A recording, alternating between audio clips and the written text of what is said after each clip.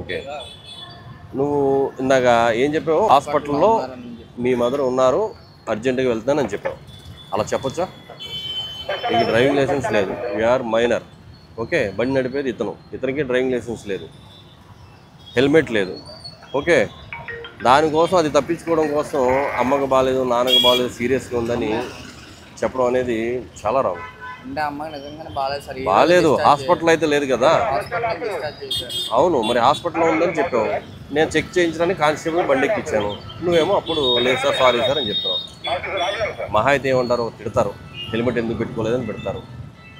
Driving licence వచ్చే వరకు road మీద రావద్దని తిడతారు, అంతేనా? దానికోసం అమ్మని హాస్పిటల్లో పెట్టడం ఎందుకమ్మా? హాస్పిటల్ అయితే నిజమే సార్. కానీ ఇప్పుడు లేదు కదా. ఇప్పుడు ఉన్నదానికి ఇప్పుడు వాడడం అంటే అది చాలా తప్పు అనొచ్చా, దుర్మార్గం అని కూడా అనొచ్చు. అలాంటి పరిస్థితి ఎప్పుడు, అలాంటి మాటలు ఎప్పుడు వాడకూడదు. ఓకేనా? కళ్ళలో కూడా రాకూడదు. హాస్పిటల్లో ఉన్నా బాగుందన్నట్టుగానే ఫీల్ అవ్వాలి.